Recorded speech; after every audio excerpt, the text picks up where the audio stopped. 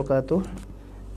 Innal hamdalillah nahmaduhu wa nasta'inuhu wa nastaghfiruh wa na'udzu billahi min sururi anfusina wa min sayyiati a'malina. May yahdihillahu fala mudhillalah wa may yudlil fala hadiyalah. Asyhadu an la ilaha illallah wahdahu la syarikalah wa asyhadu anna Muhammadan abduhu wa rasuluh. Qala Allah ta'ala fi kitabihil karim, ya ayyuhalladzina amanu taqullaha haqqa tuqatih wa la tamutunna illa wa antum muslimun. Ya ayyuhan nas ittaqu rabbakumul ladzi khalaqakum min nafsin wahidah wa khalaqa minha zawjaha wa batha minhuma rijalan katsiran wa nisaa'a wattaqullaha alladzi tasaaluna bihi wal arham innallaha kana 'alaikum raqiba. Ya ayyuhalladzina amanu taqullaha wa qulu qawlan sadida yuslih lakum a'malakum wa yaghfir lakum dhunubakum wa may yuti'illaha wa rasulahu faqad faza fawzan 'azima. Amma ba'du fa inna asdaqal hadithi kitabullah wa khairal hadi Muhammadin sallallahu alaihi wasallam wa syarrul umuri muhdatsatuha fa inna kulla muhdatsatin bid'ah wa kullu bid'atin dhalalah wa kullu dhalalatin finnar. Kaum muslimin dan muslimat pendengar Radio Roja Pontianak 94,7 FM yang semoga senantiasa dimuliakan oleh Allah Tabaraka wa Ta'ala. Pertama-tama marilah kita panjatkan puji dan syukur kita kepada Allah atas limpahan nikmat dan karunia yang Allah Tabaraka wa Ta'ala berikan kepada kita. Dan tak lupa pula salawat dan salam senantiasa tercurahkan kepada suri tauladan kita, Nabi yang kita cintai, Nabi Muhammad sallallahu alaihi wasallam. Begitu pula kepada keluarganya, kepada sahabatnya dan kepada umatnya yang istiqomah mengikuti sunnah beliau hingga hari kiamat. Jamaah yang dimuliakan Allah Tabaraka wa Ta'ala, insyaallah pada kesempatan kali ini kita akan membahas firman Allah Tabaraka wa Ta'ala pada surah Al-Baqarah, yang mana surah Al-Baqarah ini adalah surah yang kedua yang terdapat dalam Al-Quranul Karim setelah surah Al-Fatihah. Allah Tabaraka wa Ta'ala berfirman, Alif Lam Mim, Dzalikal kitabu la raiba fih, hudal lil muttaqin. Alif Lam Mim. Para ulama mengatakan bahwasanya Alif Lam Mim ini disebut dengan huruf-huruf muqatta'ah. Apa itu huruf-huruf muqatta'ah? Yaitu huruf-huruf yang dibaca terputus-putus. Dan huruf-huruf muqatta'ah ini, jamaah yang dimuliakan Allah Tabaraka wa Ta'ala, dia terdapat di beberapa surah. Ya, pada bagian awalnya diantaranya adalah ya tadi Alif Lam Mim, kemudian ada Alif Lam Ra, ada juga Alif Lam Shad, Alif Lam Mim Shad, ya. Kemudian ada Kaf, Ha, Ya, Ain, Shad, ada Yasin.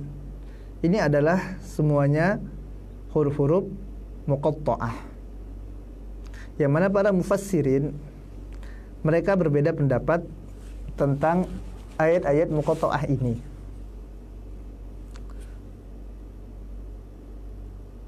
Sebagian dari mereka mengatakan bahwasanya ayat-ayat muqatta'ah ini atau huruf-huruf yang terdapat di dalamnya adalah sesuatu yang tidak diketahui maknanya kecuali hanya Allah Tabaraka wa Ta'ala sajalah yang mengetahuinya. Dan ayat-ayat muqatta'ah ini termasuk ayat-ayat yang mutasyabihat. Ayat-ayat mutasyabihat yang hanya Allah Tabaraka wa Ta'ala sajalah yang mengetahui maknanya. Dan hal ini sebagaimana apa yang disampaikan oleh Al-Imam Al-Qurtubi dalam kitab tafsirnya, yang dinukil dari para sahabat, diantaranya Abu Bakar radhiyallahu ta'ala anhu, Umar radhiyallahu ta'ala anhu, Utsman, kemudian Ali bin Abi Thalib, begitu juga dengan Abdullah ibnu Mas'ud. Ini adalah pendapat yang pertama yang mengatakan bahwasanya ya ayat muqatta'ah ini adalah sesuatu yang tidak diketahui maknanya dan hanya Allah Tabaraka wa Ta'ala sajalah yang mengetahuinya. Kemudian pendapat yang kedua adalah mereka yang mengatakan bahwasanya huruf-huruf tersebut adalah nama-nama surah yang terdapat di dalam Al-Quran. Ya, Alif Lam Mim, Alif Lam Ra, Alif Lam Mim Shad, Yasin. Ini adalah nama-nama surah di dalam Al-Quranul Karim. Ini menurut pendapat yang kedua. Adapun pendapat yang ketiga, mereka mengatakan bahwasanya huruf-huruf tersebut ini digunakan untuk menarik perhatian para pendengarnya. Ya, disebutkan misalnya Alif Lam Mim Shad, ya, atau disebutkan Alif Lam Mim Yasin. Tentulah orang-orang Arab pada waktu itu bertanya-tanya, apa sih maksudnya ini? Mereka tidak mengetahuinya. Maka sesuatu yang tidak diketahui biasanya akan menarik perhatian dari pendengarnya. Jadi pendapat yang ketiga mengatakan bahwasanya ya ayat-ayat muqatta'ah ini digunakan untuk menarik perhatian pendengar. Ya, mereka orang Arab. Ya, mereka faham bahasa Arab tentunya. Sedangkan mereka tidak mengetahui apa sih maksud ayat-ayat ini. Ya, sehingga mengundang tanda tanya besar pada diri mereka dan menjadikan mereka tertarik untuk mendengarkan ayat-ayat yang datang selanjutnya. Adapun pendapat yang keempat ya, adalah mereka yang mengatakan bahwasanya maksud dari huruf-huruf ini Alif Lam Mim Kaf Ha Ya Ain Shad ya, dan yang semisalnya ini adalah ingin menunjukkan kepada orang-orang kufar bahwasanya Al-Quranul Karim ini Allah Tabaraka wa Ta'ala turunkan dalam bahasa Arab. Bahasa Arab adalah bahasa mereka sendiri, bahasa keseharian mereka, bahasa yang mereka gunakan, yang sejak kecil mereka sudah pelajari bahasa tersebut, yang tersusun dari huruf-huruf hijaiyah, yang mereka sudah faham betul huruf-huruf tersebut.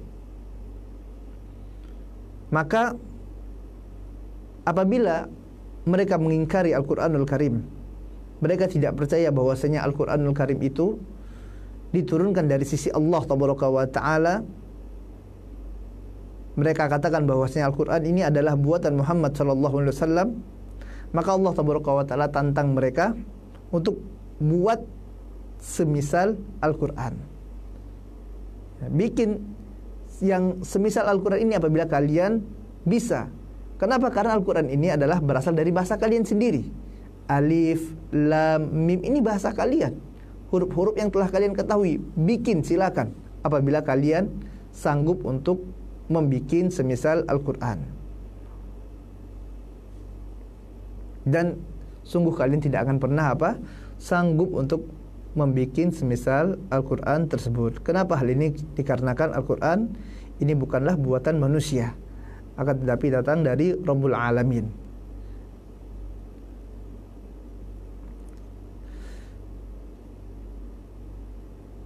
Kemudian jamaah yang dimuliakan Allah Tabaraka wa Ta'ala, pendengar Radio Roja Pontianak, 94,7 FM yang semoga senantiasa dirahmati oleh Allah Tabaraka wa Ta'ala.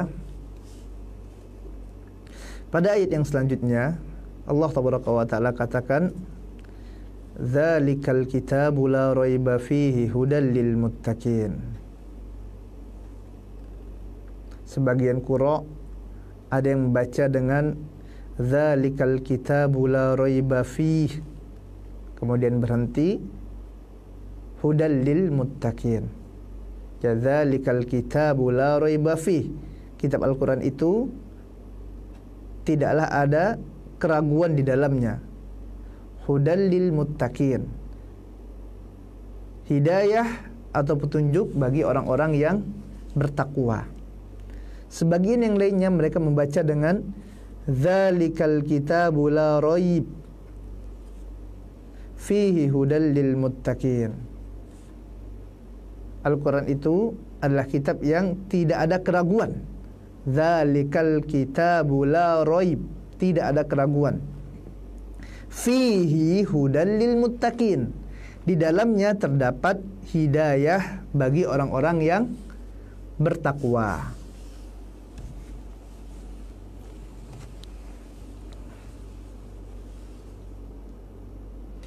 Jamaah yang dimuliakan Allah Tabaraka wa Ta'ala, ya, pada ayat ini Allah Tabaraka wa Ta'ala sebutkan dzalikal kitab. Yang dimaksud dengan dzalikal kitab di sini adalah Al-Qur'anul Karim. Mengapa disebut dengan Al-Kitab? Hal ini menunjukkan bahwasanya, ya, isyarat diperintahkannya untuk menulis Al-Quran. Ini isyarat bahwasanya Al-Quran itu diperintahkan untuk ditulis, Al-Kitab yang ditulis. Kemudian Al-Quran itu Allah Tabaraka wa Ta'ala katakan la raiba fih, tidak ada keraguan bahwasanya dia adalah datang dari sisi Allah Tabaraka wa Ta'ala. Tidak ada keraguan sedikit pun bagi orang-orang yang beriman, bagi orang-orang mukmin, bahwasanya Al-Quran itu benar datang dari Allah Tabaraka wa Ta'ala, bukan karangan Muhammad sallallahu alaihi wasallam. Dan di antara sifat Al-Quran adalah huda, hudal lil muttaqin, ya, huda, hidayah, petunjuk. Al-Imam Ibnu Qayyim rahimahullahu ta'ala menyebutkan bahwasanya kata huda yang terdapat dalam Al-Quran ini memiliki 4 makna. Yang pertama adalah huda atau hidayah amah mushtarakah. Hidayah itu amah mushtarakah, yaitu hidayah yang umum, mushtarakah yang bersekutu padanya semua makhluk. Artinya jenis hidayah yang pertama ini adalah hidayah yang didapati oleh semua makhluk. Setiap makhluk dari makhluk-makhluk Allah Tabaraka wa Ta'ala ini mendapatkan hidayah dari Allah Tabaraka wa Ta'ala, mendapatkan petunjuk dari Allah Tabaraka wa Ta'ala, petunjuk untuk mendapatkan kemaslahatan bagi diri mereka. Apapun bentuk makhluk tersebut, semuanya mendapatkan hidayah dari Allah Tabaraka wa Ta'ala, baik itu jin, manusia, binatang, dan seluruh makhluk yang ada, semuanya mendapatkan hidayah dari Allah Tabaraka wa Ta'ala. Yaitu hidayah yang pertama ini, hidayatu ammah mushtarakah, hidayah yang bersifat umum.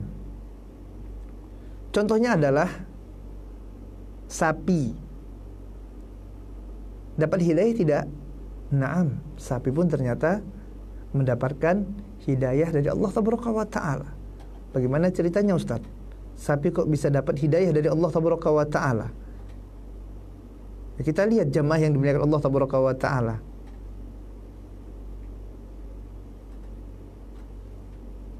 sapi itu makannya apa sih? Makannya rumput, dedaunan. Ini hidayah dari Allah. Antum kasih sapi misalnya pentol kuah, mau enggak dimakannya? Enggak akan dimakan oleh sapi tersebut. Dikasih sapi tersebut ya pizza, enggak dimakan oleh sapi. Mie instan kasih kepada sapi, mau enggak dimakan oleh sapi? Tidak mau dimakan oleh sapi. Kenapa? Karena instingnya mengatakan ini bukan makanannya. Dari mana datang insting tersebut? Dari Allah Taala. Allah memberikan hidayah kepada makhluknya, kepada sapi tersebut untuk tidak makan selain dari apa yang telah Allah Taala tetapkan untuk mereka konsumsi. Ini hidayah jamaah yang diberikan Allah Taala. Hidayah yang Allah Taala berikan kepada semua makhluk untuk kemaslahatan mereka. Bayangkan kalau misalnya sapi makan tulang ikan kayak kucing, subhanallah. Tapi apa yang terjadi? Apakah sapi mau makan tulang ikan? Ya tidak mau. Padahal tidak pernah dia belajar, tidak pernah sapi itu sekolah. Dari mana dia mengetahui? Dari Allah Taala. Allah Taala yang telah memberikan kepadanya hidayah, memberikan hidayah kepada semua makhluk. Ini hidayah yang pertama. Kemudian hidayah yang kedua adalah hidayah bayan wa irsyad, yaitu hidayah bayan atau irsyad. Apa sih yang dimaksud dengan hidayah bayan atau hidayah irsyad ini? Yang dimaksud dengan bayan atau irsyad adalah penjelasan serta ilmu. Ini adalah jenis hidayah yang kedua, sebagaimana firman Allah Taala dalam Quran surah Asy-Syura ayat ke-52, wa innaka latahdi ila siratil mustaqim. Wa innaka latahdi ila siratim mustaqim. Allah Taala katakan, sesungguhnya engkau wahai Muhammad latahdi, sungguh-sungguh akan memberikan hidayah ila siratim mustaqim, kepada siratil mustaqim, pada jalan yang lurus. Kok bisa Ustaz Rasul yang mulia sallallahu alaihi wasallam memberikan hidayah? Kita katakan, na'am bisa. Allah Taala sendiri yang mengatakannya. Wa innaka latahdi ila siratim mustaqim. Sungguh ya engkau Muhammad sallallahu alaihi wasallam sungguh-sungguh memberikan hidayah kepada siratul mustaqim. Ya. Akan tetapi jamaah yang dimuliakan Allah Taala, yang dimaksud dengan hidayah di sini adalah hidayah bayan, ya hidayah irsyad, hidayah petunjuk. Ya, hidayah berupa penjelasan, yaitu Nabi yang mulia sallallahu alaihi wasallam menjelaskan kepada manusia tentang siratal mustaqim, jalan yang lurus. Nabi yang mulia sallallahu alaihi wasallam menjelaskan kepada manusia perkara-perkara yang dicintai oleh Allah Taala. Nabi yang mulia sallallahu alaihi wasallam menjelaskan perkara-perkara yang dilarang oleh Allah Taala. Sehingga dikatakan wa ma atakumur rasulu fakhudhu wa ma nahakum anhu fantahu. Allah Taala katakan apa yang diperintahkan oleh Rasul, ya ambillah, kerjakanlah, dan apa yang dilarang oleh Rasul maka tinggalkan. Rasul memberikan hidayah, akan tapi hidayah yang diberikan oleh Rasul ini berupa petunjuk, irsyad. Sebagian orang mau mengambil petunjuk tersebut, sebagian enggan. Ya sebagaimana apa yang dikatakan oleh Nabi yang mulia sallallahu alaihi wasallam, setiap umatku akan masuk ke dalam surga illa man aba, kecuali mereka yang enggan, yang tidak mau masuk ke dalam surga. Ya, ternyata ada orang yang tidak mau masuk dalam surga. Ya, siapa orang-orang yang enggan itu wahai Nabi? Ya wahai Rasul. Kemudian Rasul sallallahu alaihi wasallam katakan, "Faman ata'ani dakhalal jannah wa man asani dakhalan nar." Barang siapa yang patuh, taat kepadaku, taat kepada Rasul, ikut petunjuk Rasul, maka dia akan masuk dalam surga Allah Taala. Dan barang siapa yang bermaksiat kepada Rasul, tidak mau patuh kepada Rasul, ingkar kepada Rasul, maka mereka adalah orang-orang yang enggan tersebut, faqad aba. Ya, orang-orang yang enggan ini maka dia akan masuk dalam neraka. Ya. Ini adalah hidayah yang kedua tadi, yaitu hidayah bayan, hidayah dalam bentuk penjelasan. Kemudian hidayah yang ketiga jamaah yang dimuliakan Allah tabaraka wa taala, barakallahu fiyya wa fikum, semoga Allah tabaraka wa taala memberikan keberkahan kepada ana dan kepada antum semuanya. Hidayah yang ketiga adalah hidayah taufik. Hidayah taufik. Hal ini sebagaimana apa yang disampaikan oleh Allah tabaraka wa taala dalam Al-Qur'anul Karim pada surah Al-Qasas ayat 56.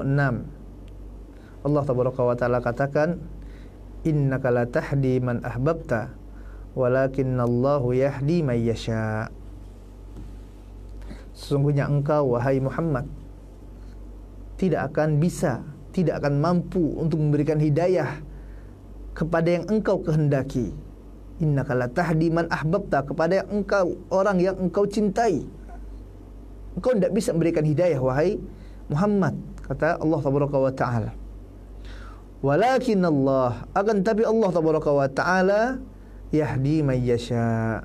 Ya, akan tapi Allah tabaraka wa taala lah yang memberikan hidayah kepada yang Dia kehendaki. Ya, di sini jamaah yang dimuliakan Allah tabaraka wa taala, Rasul yang mulia sallallahu alaihi wasallam tidak bisa memberikan hidayah. Hidayah apa yang tidak bisa diberikan oleh Rasul?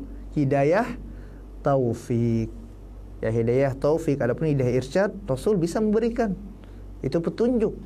Adapun hidayah taufik ini mutlak milik Allah tabaraka wa taala.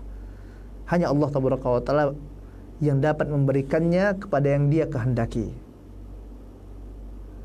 Ya, sampai Rasul sendiri pun, ya Rasul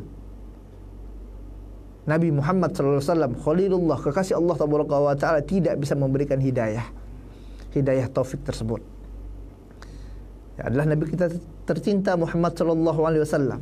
Beliau sangat sayang kepada pamannya Abu Thalib. Sayang luar biasa. Kenapa? Karena pamannya ini yang senantiasa membela beliau sallallahu alaihi wasallam. Pamannya pun sayang pada Nabi, yang menjadi pelindung Nabi yang mulia sallallahu alaihi wasallam, memelihara Nabi yang mulia sallallahu alaihi wasallam sejak kecil. Ya.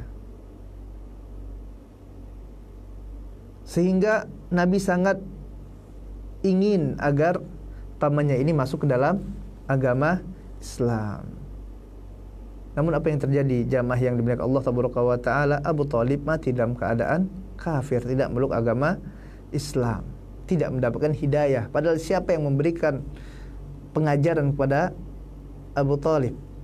Siapa yang menunjukkan Abu Thalib tentang surga, tentang neraka? Siapa yang mendakwahkan Abu Thalib? Nabi yang mulia sallallahu alaihi wasallam. Sebaik-baiknya dai adalah Muhammad sallallahu alaihi wasallam. Sebaik-baiknya guru adalah Muhammad sallallahu alaihi wasallam. Sebaik-baiknya qudwah, contoh adalah Muhammad sallallahu alaihi wasallam. Sebaik-baiknya orang yang memiliki akhlak adalah Muhammad sallallahu alaihi wasallam. Bahkan Allah tabaraka wa taala katakan, innaka la'ala khuluqin azim. Ya, sungguh ya engkau wahai Muhammad sallallahu alaihi wasallam benar-benar memiliki akhlak yang mulia. Ini orang terbaik sudah yang mendakwahkannya. Akan tapi apakah Abu Thalib masuk dalam agama Islam? Jawabannya tidak. Kenapa? Karena hidayah taufik milik Allah tabaraka wa taala. Oleh sebab itu Allah tabaraka wa taala katakan, innaka la tahdi man ahbabta walakinnallah yahdi man yasha. Ya, sungguh engkau tidak dapat memberikan hidayah kepada orang yang engkau cintai, akan tapi Allah tabaraka wa taala lah yang memberikan hidayah kepada yang Dia kehendaki, yaitu hidayah taufik. Dan semoga Allah tabaraka wa taala anugerahkan kepada kita hidayah taufik. Ya, karena jamaah yang dimuliakan Allah tabaraka wa taala, betapa banyak orang yang mendapatkan hidayah irsyad, ya, mendapat hidayah bayan, petunjuk, tahu ini ya halal, ini haram, akan tapi dia enggan untuk ya tunduk kepada Allah tabaraka wa taala, tidak mendapatkan hidayah taufik. Kemudian yang keempat jamaah yang dimuliakan Allah tabaraka wa taala, pendengar Radio Roja Pontianak 94,7 FM. Hidayah adalah yang keempat ini, hidayah agar penduduk surga masuk ke dalam surga. Ya, hidayah yang keempatnya adalah hidayah agar penduduk surga masuk ke dalam surga, sebagaimana firman Allah tabaraka wa taala yang terdapat dalam surah Al-A'raf ayat 43. Allah tabaraka wa taala katakan kepada ahlul jannah, wa naza'na ma fi sudurihim, dan kami cabut ya dari dada-dada mereka ghil, yaitu apa? Benci, dengki, dendam. Wa naza'na ma fi sudurihim min ghil tajri min tahtihimul anhar, dan mengalir di bawah mereka sungai-sungai. Wa qalu, dan mereka mengatakan, alhamdulillahilladzi hadana lihadza, segala puji bagi Allah tabaraka wa taala yang telah memberikan kepada kami hidayah, yang telah memberikan kepada kami hidayah kepada ini ya, yaitu hidayah masuk ke dalam surga. Segala puji bagi Allah tabaraka wa taala yang telah memberikan kepada kami hidayah sehingga kami dapat masuk ke dalam surga. Wa ma kunna linahtadi laula an hadanallah, dan kami sekali-kali tidak akan pernah mendapatkan hidayah tersebut jika Allah tabaraka wa taala tidak berikan hidayah tersebut kepada kami. Ya subhanallah. Ini adalah 4 bentuk hidayah, kata Al-Imam Ibnu Qayyim rahimahullahu taala anhu, yang terdapat dalam Al-Qur'anul Karim. Yang pertama adalah hidayah ammah, hidayah yang umum yang Allah tabaraka wa taala berikan kepada semua makhluk. Yang kedua adalah hidayah bayan, hidayah petunjuk atau hidayah irsyad. Yang ketiga adalah hidayah taufik, dan yang keempat adalah hidayah kepada penduduk surga untuk dapat masuk ke dalam surga.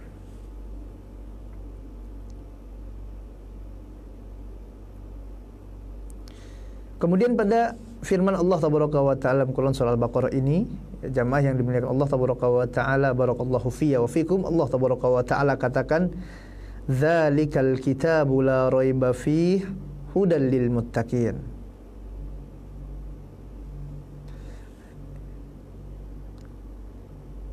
Itu adalah Al-Qur'anul Karim yang tidak ada keraguan di dalamnya, hudal lil muttaqin, hidayah bagi orang-orang yang bertakwa.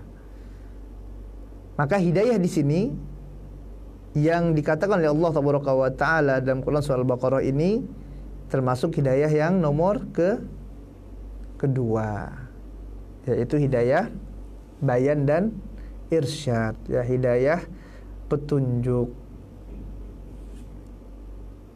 ya, berupa penjelasan, ya, dikarenakan Al-Qur'anul Karim ini adalah penjelasan, ya, hudal lil muttaqin, ya, penjelasan bagi siapa? Bagi orang-orang yang bertakwa. Ya, hidayah bagi mereka, penjelasan bagi mereka, di dalamnya terdapat ilmu yang menjelaskan jalan-jalan kebenaran. Dalam Al-Qur'anul Karim terdapat petunjuk dari Allah tabaraka wa taala tentang perkara halal dan haram. Dalam Al-Qur'anul Karim dijelaskan apa-apa yang diperbolehkan oleh Allah tabaraka wa taala, apa-apa yang dilarangnya. Kepada siapa penjelasan ini? Untuk siapa Allah tabaraka wa taala berikan hidayah ini? Untuk lil muttaqin, untuk orang-orang yang bertakwa. Ya. Apa itu orang-orang yang bertakwa? Takwa adalah orang-orang yang dia kerjakan perintah Allah tabaraka wa taala, dia jauhi larangan Allah tabaraka wa taala. Dan perintah Allah yang paling besar adalah tauhid kepada Allah, mengesahkan Allah tabaraka wa taala. Ini perintah Allah yang paling besar. Dan larangan Allah yang paling besar adalah syirik kepada Allah tabaraka wa taala. Engkau jadikan tandingan bagi Allah tabaraka wa taala kepada, ya, mereka yang tidak berhak untuk mendapatkannya. Ya, ini adalah takwa. Ya, orang yang bertakwa adalah orang yang mengerjakan perintah Allah tabaraka wa taala dan menjauhi larangan Allah tabaraka wa taala. Untuk mereka itulah Al-Qur'anul Karim ini berfungsi sebagai petunjuk, hudal lil muttaqin. Ya, Al-Qur'an petunjuk, mereka lah orang-orang yang dapat mengambil petunjuk dari Al-Qur'anul Karim. Pada ayat yang lain jamaah yang dimuliakan Allah tabaraka wa taala, Allah tabaraka wa taala katakan hudal linnas. Al-Qur'an ini hudal linnas, ya, petunjuk atau hidayah bagi manusia. Naam, kita katakan Al-Qur'an hudal linnas. Secara umum Al-Qur'an ini merupakan petunjuk bagi manusia. Barang siapa yang ingin selamat dalam menjalani kehidupan dunianya, sehingga mereka selamat sampai menghadap Allah tabaraka wa taala dan masuk dalam surga Allah tabaraka wa taala, maka hendaklah mereka ambil dari Al-Qur'an. Hudal linnas, petunjuk bagi manusia. Namun ternyata banyak sekali dari manusia yang tidak mau mengambil hidayah tersebut. Banyak dari mereka yang enggan untuk mengambil hidayah dari Al-Qur'an. Banyak dari mereka yang tidak mau tunduk kepada Allah tabaraka wa taala.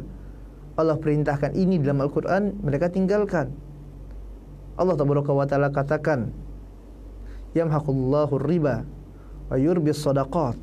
Allah hancur leburkan riba. Allah akan hancurkan riba. Dan Allah akan kembangkan sedekah. Kita lihat ternyata betapa banyak manusia yang mereka makan riba. Mereka bertransaksi dengan transaksi riba. Baik itu ya riba dain, ya riba dalam jual beli, ataupun riba bai, riba dalam ya jual beli. Mereka tidak peduli. Padahal ini ada petunjuk dari Allah tabaraka wa taala dalam Al-Qur'an. Allah akan hancur leburkan riba. Siapa yang mengatakan? Allah yang mengatakan Allah akan hancurkan riba tersebut. Tetap saja mereka makan harta riba, kerja di perusahaan-perusahaan riba. Enggak kok Ustaz, ini enak, uangnya kaya, ya banyak nih, gajinya besar. Ketahuilah jamaah yang dimuliakan Allah tabaraka wa taala, tidak lama itu akan ditinggalkan oleh mereka. Tidak lama. Ya, kita katakan pasti akan hancur, pasti hancur. Kenapa? Siapa yang mengatakan hancur? Allah. Allah katakan riba akan hancur. Ya, maka kita beriman bahwasanya pasti akan rusak harta tersebut. Bahkan Allah tabaraka wa taala berhenti dari makan riba. Ya, maka hendaklah dia umumkan perang kepada Allah dan Rasulnya, subhanallah. Dan sebaliknya Allah tabaraka wa taala katakan, ya Allah akan kembangkan harta dengan sedekah. Ya, artinya untuk agar harta tersebut berkembang, konsepnya adalah dengan dikeluarkan di jalan Allah tabaraka wa taala. Ini jamaah yang dimuliakan Allah tabaraka wa taala, petunjuk dari Allah tabaraka wa taala yang terdapat dalam Al-Qur'an, hidayah. Apakah orang-orang kufar mau ambil? Tidak. Mereka tetap bertransaksi dengan riba. Apakah orang-orang yang tidak beriman kepada Allah mau ambil? Tidak. Mereka tidak mau sedekah. Mereka tetap bertransaksi dengan transaksi riba.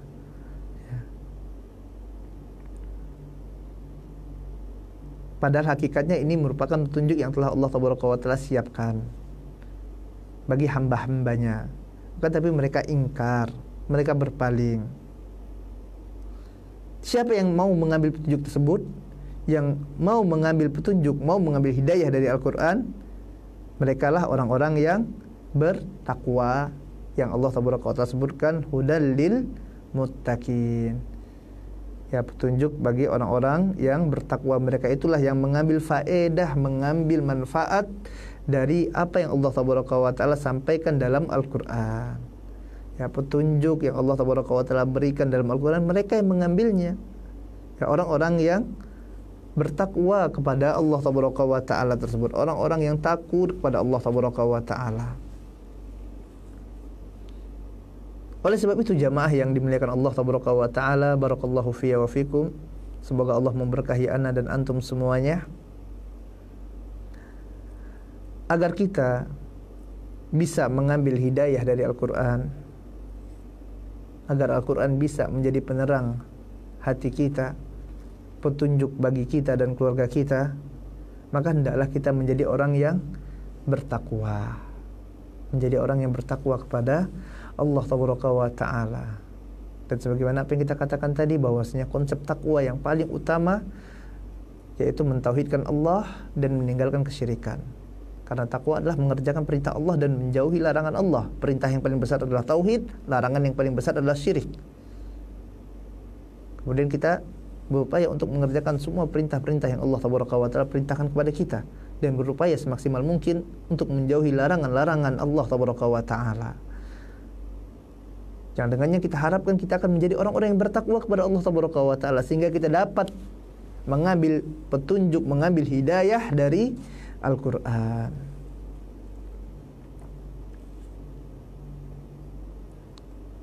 Hudal lil muttaqin, petunjuk bagi orang-orang yang bertakwa. Nabi yang mulia sallallahu alaihi wasallam pernah mengatakan perumpamaan hidayah yang Allah Taala utus aku dengannya itu bagaikan air hujan yang menimpa tanah, kata beliau sallallahu alaihi wasallam. Dan di antara tanah itu ada tanah yang gembur, yang mana dia bisa menerima air dengan mudah. Bahkan dia dapat menumbuhkan tanaman-tanaman. Ya, pada hadis ini jamaah yang dimuliakan Allah Taala, Rasul tercinta Muhammad SAW memberikan kepada kita perumpamaan hidayah bagaikan air hujan, dan hati bagaikan tanah. Agar bisa menerima hidayah, maka gemburkan hatinya. Bagaimana cara menggemburkan hati? Yaitu adalah sebagaimana kita menggemburkan tanah tadi. Ya. Hidayah itu ibarat air hujan, sedangkan hati itu ibarat tanahnya. Artinya agar ya air hujan ini dia sewaktu turun dapat bermanfaat bagi tanah ini, agar waktu nanti ditanami tanaman-tanaman, ditanami ya tumbuhan-tumbuhan yang lainnya, ini dapat cepat subur. Maka caranya kita harus jadikan tanah ini gembur terlebih dahulu. Ya, harus digemburkan. Gimana gemburkannya? Bisa dikasih pupuk, ya, bisa dicangkul, kemudian ya dikasih nutrisi-nutrisi, dibersihkan, dijauhkan dari penyakit-penyakit. Ya.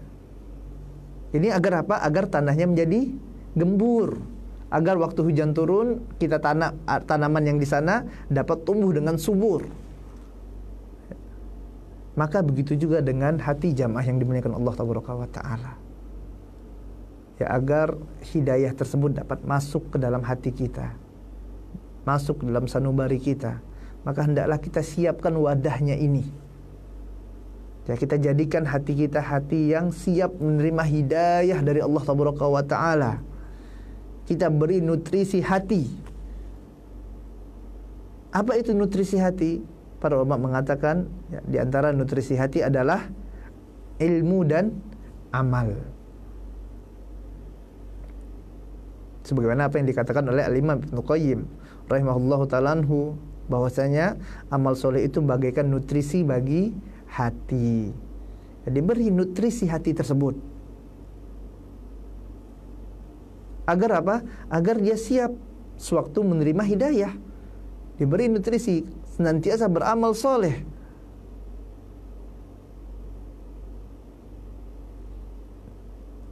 Namun apabila kita tidak mau beramal soleh, malas untuk mengerjakan amalan soleh, malas untuk sholat, malas untuk baca Al-Quran, ya, malas untuk puasa, malas melakukan amal soleh, apa yang terjadi jamaah yang dimuliakan Allah Taala? Hati kita akan menjadi keras. Ya, hati menjadi keras serta tidak akan kuat ya iman yang terdapat dalam hati tersebut. Dia bagaikan tanah yang dia sudah keras. Masuk air pun tidak akan tumbuh tanaman di situ. Ya. Kenapa? Karena tidak pernah dikasih nutrisi, ya, tidak pernah dicangkul. Keras, mati hati yang tidak ya dihidupkan dengan amalan soleh. Artinya jamaah yang dimuliakan Allah Tabaraka wa Ta'ala, biasakanlah diri kita dengan melakukan amalan-amalan soleh agar kita mudah menerima hidayah dari Allah Tabaraka wa Ta'ala. Ya, biasakan hati kita dengan kebaikan-kebaikan. Ya, jangan kotori dia dengan keburukan-keburukan. Biasakan hati kita untuk berpikir positif, memikirkan akhirat, memikirkan amal-amal soleh. Ini apa yang akan dikerjakan hari ini ya? Ya, amal soleh apa yang bisa kita kerjakan hari ini? Targetnya hari ini berapa juz yang dibaca Al-Quran? Berapa hadis yang akan saya hafalkan? Nah, saya tahun ini ya harus ada peningkatan puasanya nih. Kalau biasanya puasa Senin Kamis, mudah-mudahan tahun ini bisa puasa Nabi Daud.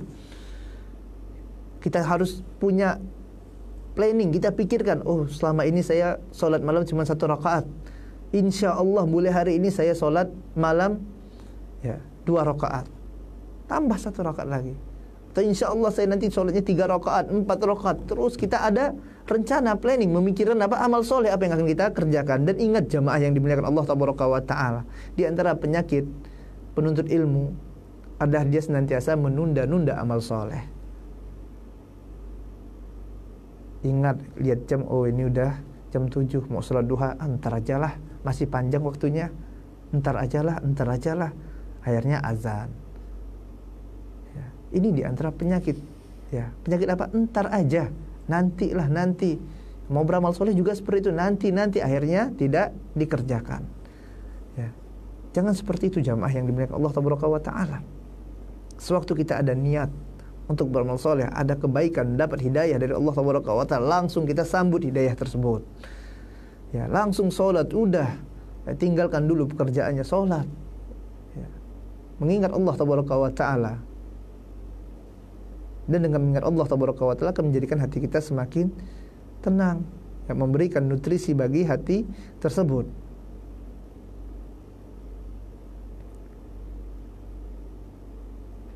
Biasakan untuk berpikir positif. Jangan mikir yang enggak-enggak terus ya. Mikirkan akhwat saja terus gitu kan. Jadi mikirin enggak-enggak ini. Ngapain mikirin akhwat gitu kan. Jodoh udah dituliskan oleh Allah Tabaraka wa Ta'ala. Dan tidak akan tertukar-tukar. Ini Ustaz, ana takut akhwat teman ana yang di kampung ini Ustaz. Ana balik udah kawin pula Ustaz. Gimana nanti ini? Sedangkan ana masih mondok, masih belajar. Aduh Ustaz, kepikiran terus gimana Ustaz ya? Ya, mikirkan akhwat saja. Yakinlah jamaah yang dimuliakan Allah Tabaraka wa Ta'ala, kalau misalnya akhwat itu jodoh antum, ya tidak akan kemana. Ya, tidak akan kemana-mana karena udah ditetapkan oleh Allah Tabaraka wa Ta'ala. Ya. Al-Imam Ibnu Qayyim rahimahullah ta'ala mengatakan bahwasanya ya, pikiran ini adalah sumber kebaikan dan sumber keburukan. Makanya itu hati-hati kalau berpikir. Kenapa? Karena dia merupakan sumber kebaikan dan dia juga merupakan sumber keburukan. Ini pikiran. Oleh sebab itu apabila seseorang ya, dia senantiasa memikirkan sesuatu, maka pikiran tersebut akan berubah menjadi niat yang masuk ke dalam hatinya. Kemudian dari niat tersebut akan menjadi amal yang akan dia kerjakan. Makanya apabila seseorang ingin menjaga amalannya, maka hendaklah dia jaga niatnya. Seseorang ingin menjaga niat, maka hendaklah dia jaga pikirannya. Ya, artinya kalau menjaga pikiran, di antara tipsnya adalah dengan menjaga mata, ya, dengan menjaga penglihatan. Ya, kalau tidak dijaga, akhirnya pikirannya kotor saja terus. Ya, kalau pikiran tidak terjaga, ya kotor terus pikirannya. Ya, andaikan aku punya ini, andaikan aku memiliki rumah mewah, ya, andaikan aku memiliki jabatan seperti ini, andaikan aku bisa jadi gubernur, andaikan aku jadi bupati, andaikan aku jadi jenderal, andaikan aku punya rumah mewah, punya mobil mewah, ya, andaikan aku ngetop seperti artis ini, ya, andaikan pikirannya subhanallah ya habis untuk apa? Untuk dunia. Ya, untuk dunia. Akhirnya apa? Akan muncul niatan kepada dunia. Kenapa? Karena dia mikirnya dunia terus, yang dilihatnya dunia terus. Dianya orang-orang yang memamerkan hartanya. Orang-orang yang memamerkan jabatannya, dia tidak pandai menjaga matanya. Ya, muncul dalam pikirannya, kemudian akan berbuah menjadi niatan. Akhirnya ya udah, saya niat ingin kayak si fulan ini yang memiliki rumah mewah. Apa yang terjadi? Dia akan ya melahirkan suatu amalan. Ya, melahirkan suatu amalan. Amalnya untuk apa? Ngejar dunia. Ya, dunia menjadi tujuan dalam kehidupannya, pikirannya dunia, niatnya pun untuk dunia. Ya. Dan ini tidak akan ada habisnya jamaah yang dimuliakan Allah Taala. Kalau kita mikirkan dunia itu terus, ya, tidak akan ada selesainya. Bahkan dalam riwayat disebutkan apabila anak Adam ini memiliki ya satu lembah ya, berupa emas, maka dia akan cari lembah kedua. Punya 2 lembah berupa emas, kemudian akan cari lembah yang ketiga, dan tidak akan pernah cukup ya anak Adam tersebut sampai apa? Sampai mulut mereka ditutupi dengan tanah. Artinya sampai mati baru cukup. Lihat orang ya koruptor itu. Kurang kaya apa lagi mereka? Kurang banyak apa lagi uangnya? Apakah kita katakan mereka mencuri uang negara untuk cari makan? Makan apa? Makan jin seperti itu. Bermiliar-miliar, makan apa? Inilah jamaah yang dimuliakan Allah Taala. Kenapa? Karena obsesi mereka hanya untuk dunia. Di kepala mereka hanya memikirkan dunia, pikirannya dunia saja. Ya. Padahal jamaah yang dimuliakan Allah Taala, ya, apabila yang ada di kepala mereka adalah pikiran tentang kehidupan setelah kematian, mengingat bahwasanya mereka akan mati sebagaimana pendahulu-pendahulu mereka semuanya telah mati. Para raja terdahulu semuanya mati. Para pejabat-pejabat terdahulu ya sudah mati. Dan dia pun pasti akan mati juga. Dia pikirkan dia pasti akan mati. Kemudian dia mikirkan bagaimana nanti keadaan dia di dalam kubur, dalam barzah, yang mana nanti dia akan ditanyakan tentang amalannya, ditanyakan oleh malaikat Allah, malaikat Munkar dan Nakir, tentang Robnya, tentang nabinya, tentang agamanya. Dia pikirkan, ya Allah bagaimana nanti jawabnya, ya Allah bagaimana nanti di kuburan sendirian, ya Allah harta-hartanya tidak ada yang dibawanya, istri-istrinya tidak ada yang ikut di dalam kuburannya, anak-anaknya pun enggan, tidak ada yang mau menemankan dalam kuburan bapaknya, semuanya akan ditinggalkan. Dia pikirkan, ya Allah nanti sendirian di kuburan ini. Dia pikirkan bagaimana nanti di padang mahsyar. Dia pikirkan bagaimana nanti sewaktu diaudit oleh Allah Taala, dihisap oleh Allah Taala. Muncul terus dia pikirkan bagaimana nanti waktu lewat sirat, ya Allah, jembatan yang terbentang di atas neraka jahanam. Ya, selamat tidak lewat sirat ini? Apakah kita termasuk orang-orang yang selamat ataukah orang-orang yang ya wa'iyadzubillah masuk ke dalam neraka? Ya, dia pikirkan jamaah yang dimuliakan Allah Taala. Ya, dia pikirkan, ya Allah ini kalau masuk neraka habis disiksa ini. Ya, dibakar dalam api neraka, disiksa oleh Allah Taala.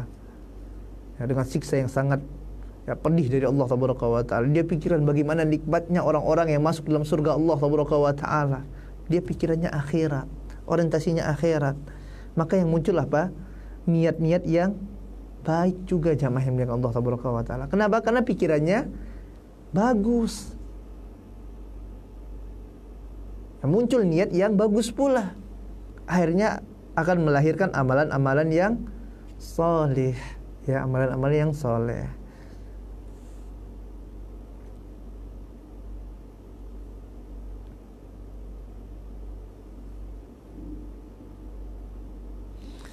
Ya.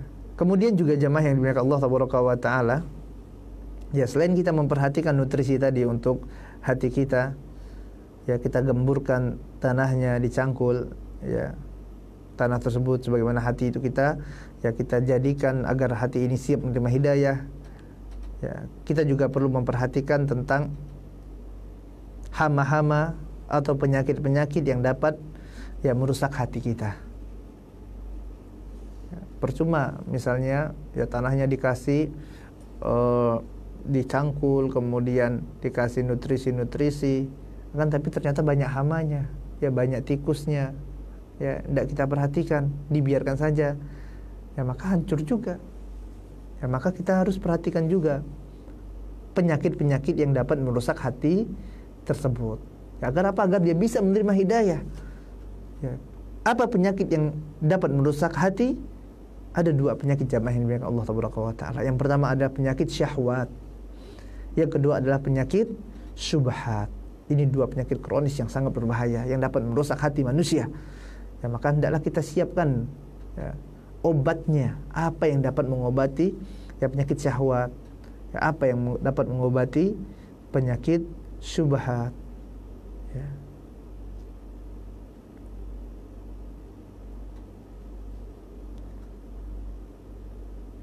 Dikarenakan jamaah yang dimuliakan Allah Taala, kalau tidak diobati maka ya berat, sulit untuk mendapatkan hidayah. Ya, sulit. Walaupun tadi ya hatinya dia siapkan, ternyata di sana ada penyakit syahwat masih. Ada penyakit subhat. Ya dia belajar, dia nuntut ilmu misalnya. Akan tapi ternyata hatinya penuh dengan dunia. Ini kan penyakit. Penyakit apa? Penyakit syahwat, ya cinta dunia luar biasa ya terhadap hawa nafsunya. Yang terjadi apa? Ayat-ayat Allah Taala tidak akan membekas dalam hatinya, walaupun dia nuntut ilmu, walaupun dia belajar. Begitu juga dengan penyakit syubhat. Dia belajar, akan tapi syubhat itu masih nyangkul di kepalanya. Ya, akhirnya dia hafal Quran, akan tapi tidak memberikan manfaat bagi kehidupannya. Ya, kita lihat bagaimana orang-orang Khawarij. Ya mereka hafal Al-Quran, subhanallah. Bahkan ya para sahabat saja memandang rendah amalan mereka dibandingkan dengan amalan-amalan orang Khawarij tersebut. Akan tapi mereka terkena penyakit subhat, ya penyakit subhat. Ya, maka dua penyakit ini sangat berbahaya jamaah yang dimuliakan Allah Taala. Ya, apabila dia belajar ilmu sementara di dalam hatinya masih ada penyakit tersebut, maka dikhawatirkan ilmu tersebut malah akan membinasakan dirinya. Ya, malah akan menjadikan orang ini binasa. Ya, dia dakwah, akan tapi dia tidak amalkan dakwahnya. Allah Taala katakan, ya ayyuhalladzina amanu lima taqulu ma la taf'alun. Kabura maqtan indallah an taqulu ma la taf'alun. Ya, wahai orang-orang yang beriman, mengapa engkau katakan apa yang tidak engkau amalkan? Begitu besar murka Allah Taala kepada orang-orang yang mengatakan apa yang tidak mereka amalkan.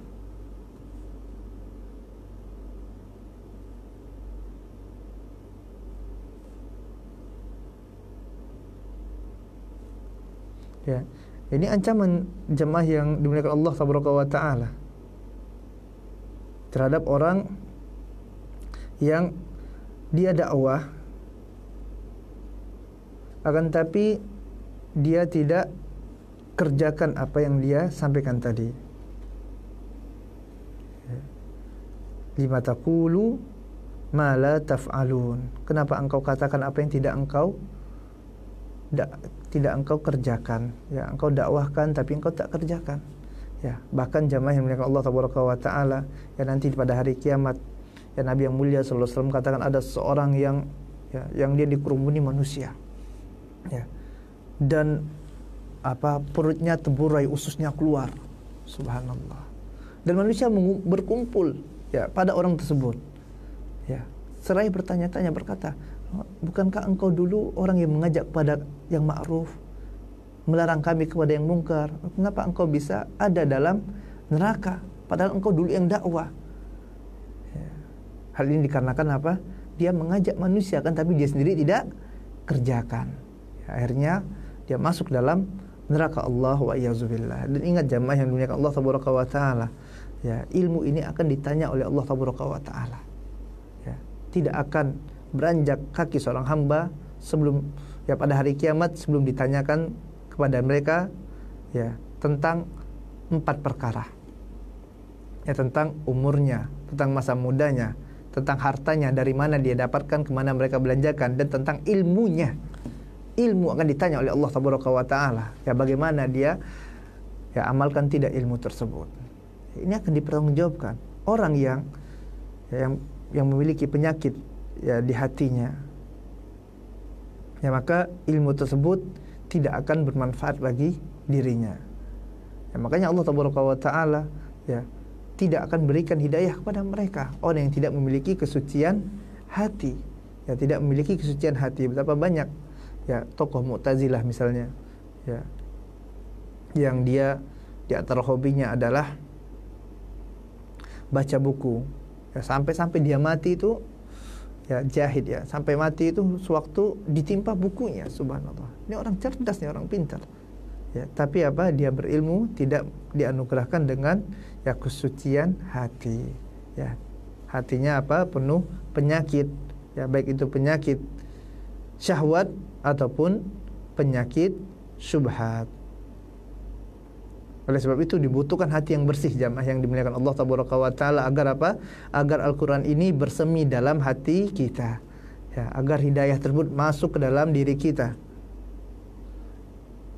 Dan rasa ini saja, dan kita berdoa kepada Allah Taala, ya, agar Allah Taala berikan kepada kita kemudahan ya untuk menjalankan kehidupan dunia.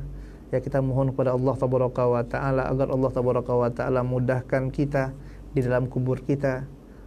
Kita mohon kepada Allah Taala Rabbul Arsyil Azim yang memiliki ars yang agung, agar Allah Taala mudahkan hisab kita, selamatkan kita pada saat melewati sirat, dan semoga Allah Taala masukkan kita ke dalam surganya. Dan kita mohon kepada Allah Taala agar menjadikan Al-Quran hujjatun lana wala alaina. Allah jadikan Al-Quran kita hujjah bagi kita yang akan menolong kita pada hari kiamat, dan tidak ya menjadikan Al-Quran ini sesuatu yang dapat menjadikan kita binasa nanti pada hari kiamat. Wassallallahu ala nabiyina Muhammadin wa ala alihi washabihi wasallam.